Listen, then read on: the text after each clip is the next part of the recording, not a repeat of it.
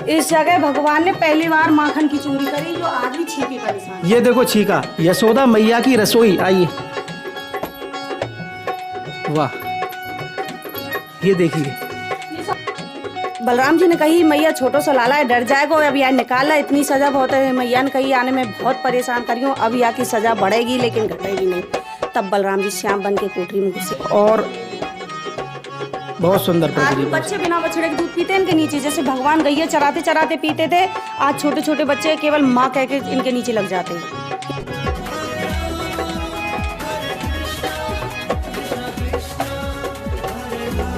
जय जय श्री राधे राधे। मैं धर्मेंद्र गोस्वामी स्वागत करता हूं आपके अपने चैनल ब्रज दर्पण में।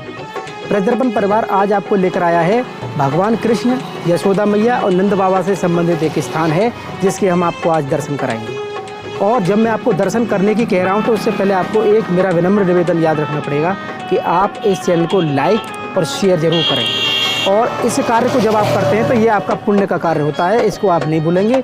और जिस दर्शनों की मैं बात कर रहा हूँ ये कामा रोड गया है और हम नंदगांव के इस स्थान पर खड़े हैं जहाँ से कि हम आपको लेके चलेंगे उस अद्भुत जगह पर जो भगवान कृष्ण की लीलाओं से, वात्सल्य प्रेम भरी लीलाओं से भरी हुई है, उसके हम आपको आज दर्शन कराएंगे। आइए चलते हैं।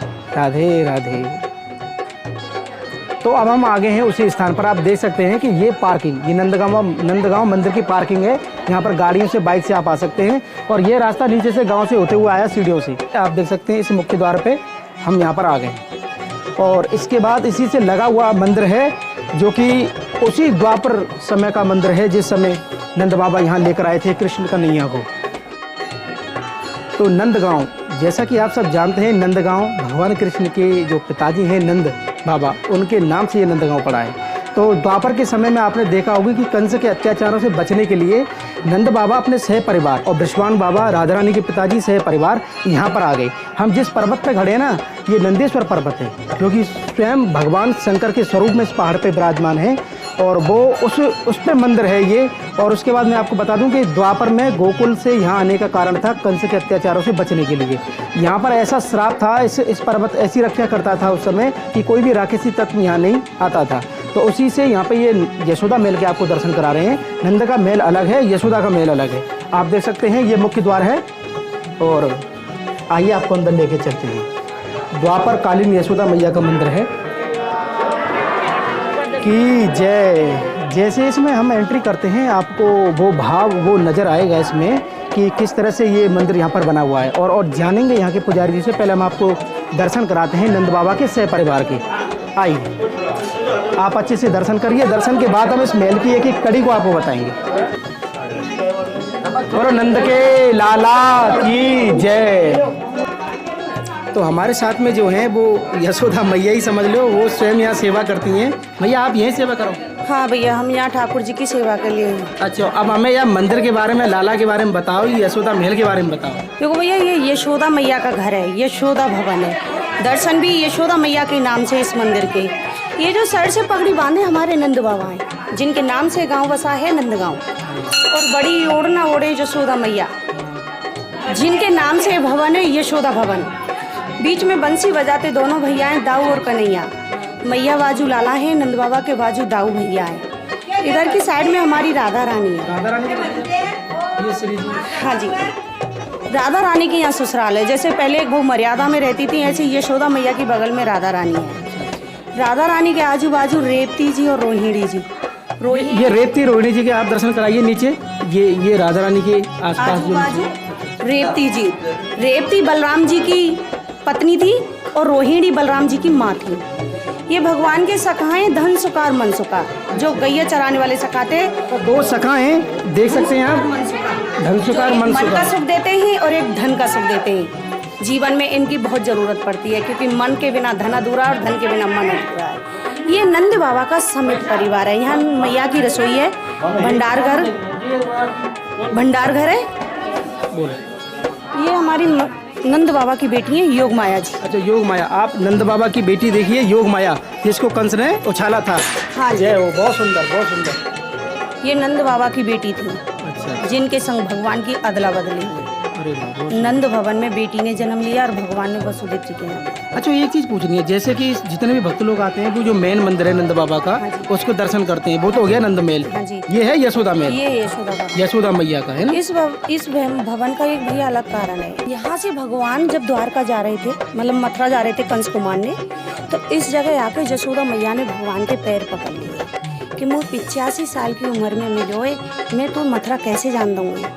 तब भगवान ने कही कि मैया नंद नंदन कंस मारे वो, यशोदा नंदन हमेशा तेरे साथ रहेगो। तो हमारे ब्रजवासियों को भाव है कि मैया घबरावे नहीं, इसलिए भगवान का एक स्वरूप यहीं रह गया और इस मंदिर का नाम यशोदा नंदन पड़ गया। आप देख सकते हैं काफ़ी सुंदर से। भैया हमारे साथ में आप चलो और मंदिर के सारे दर्शन कराओ, आइए।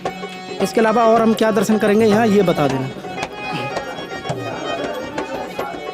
आप देख सकते हैं काफ़ी पुराना मंदिर है और हाँ मंदिर मंदिर का आप देख सकते हैं स्ट्रक्चर, कितना पुराना स्ट्रक्चर है, पूरा दिखाइए।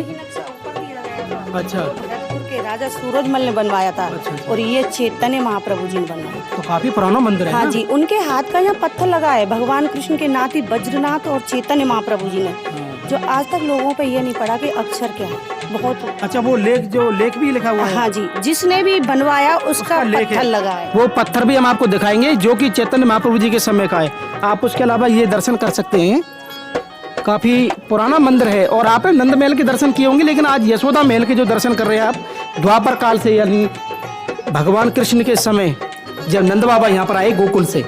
ये भैया वो हॉल था जिस जगह नंद बाबा ने भगवान की जन्म खुशी मनाई थी, नंद उत्सव कहते हैं हम। अरे वाह। ये हमारे सामने भोलेनाथ थे, दर्शन करने आए थे, तो यशोदा मैया ने नहीं कराया कि तेरे रूप है देख के मेरा छोटा सा लाला डर जाए। वो भोलेनाथ के साथ में यहाँ शनि देवता आए थे, जो शनि देव आज भी सीमा से बाहर यहीं से दिखते हैं। तो आप पहले उस भोलेनाथ के दर्शन कराइए। जब मैया ने, जब पहले तो दर्शन कराए नहीं और बाद में दर्शन कराए थे, फिर बाबा को यहाँ पे बैठाए हो। और इस हॉल को बता रहे हैं कि जिस समय नंद उत्सव मना, तो वो नंद उत्सव यहाँ मना भगवान कृष्ण के जन्म का। और ये मैया कमरा, ये भगवान का भवन था। मैया लाला को लेके बैठ गई थी और बाबा आसन मार के बैठ गए थे। कि मैया इतनी दूर से आया हूँ, दर्शन करे बिना तो नहीं जाऊंगो। मैया ने कही बाबा कहूँ ते आ पर दर्शन नहीं दूंगी, क्योंकि मैया गोकुल की वजह से भयभीत थी। गोकुल में जितने भी दानव गए सब भेष बदल बदल के गए, तो भोलेनाथ के रूप को यशोदा मैया नहीं पहचान पाए। अच्छा, यहाँ राक्षस नहीं आ गए? नहीं, ये जो आप खड़े हो ये भोलेनाथ का पर्वत है नंदीश्वर। नंदीश्वर पर्वत पर यहाँ सांडल मुनि ऋषि की गुफा थी, जिसमें वो तपस्या करते थे। उन्होंने एक ही आसन पे यहाँ हजारों वर्ष तपस्या की और वरदान दिया कि सीमा के अंदर कंस या राक्षस आया तो सीमा में प्रवेश करते ही पाषाण पत्थर बन जाएगा। भगवान का जन्म मथुरा में हुआ और उन्हें पहुंचा दिया गया गोकुल में। गोकुल में कंस का अत्याचार बढ़ गया। अखासुर, बकासुर, कागा, पूतना, ये जितने भी दानव गए सब गोकुल गए। जब ये बात नंद बाबा को पता चली तो नंद बाबा ने गोकुल को छोड़ के नंदीश्वर पर्वत पर अपने नाम से गांव बसाया, नंदगांव।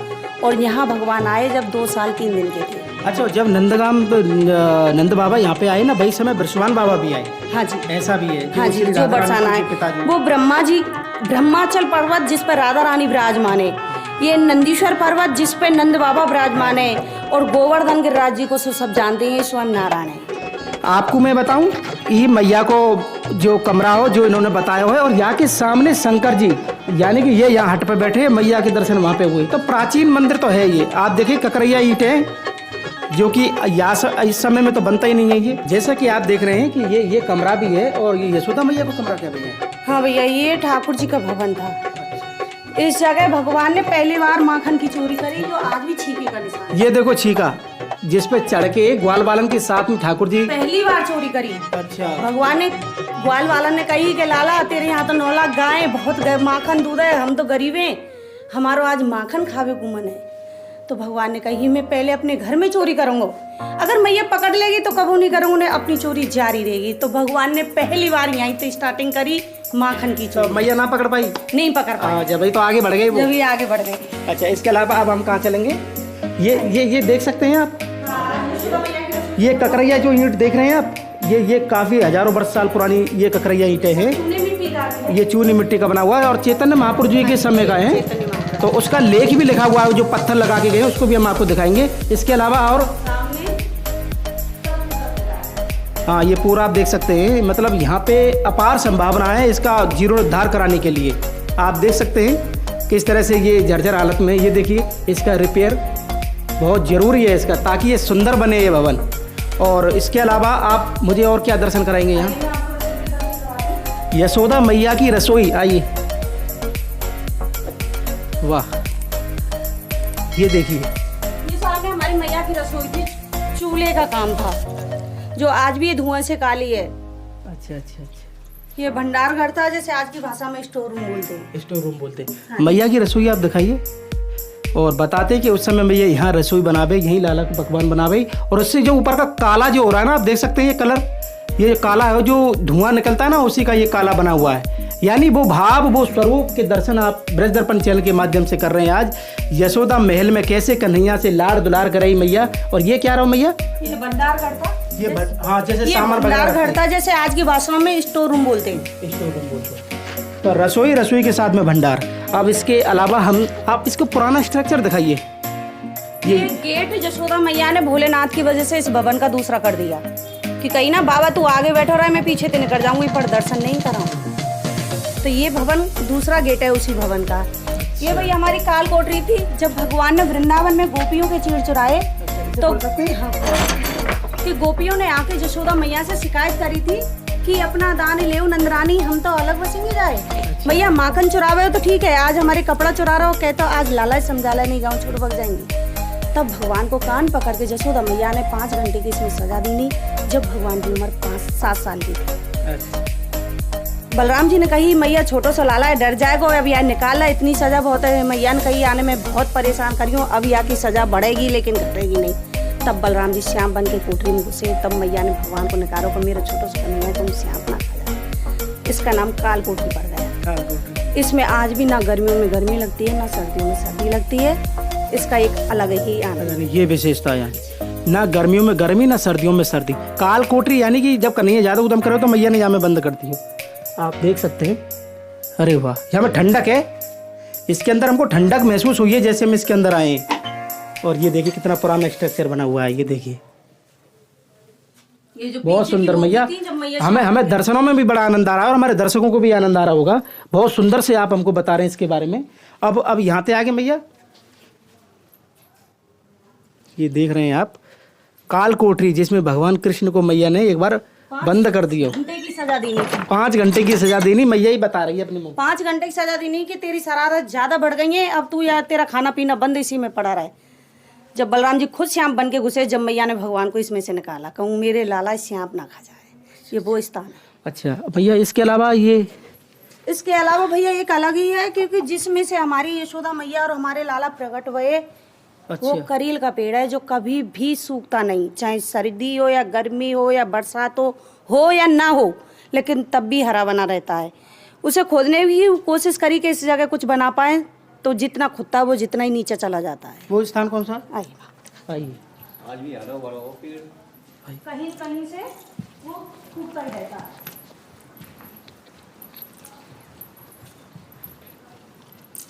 अच्छा, ये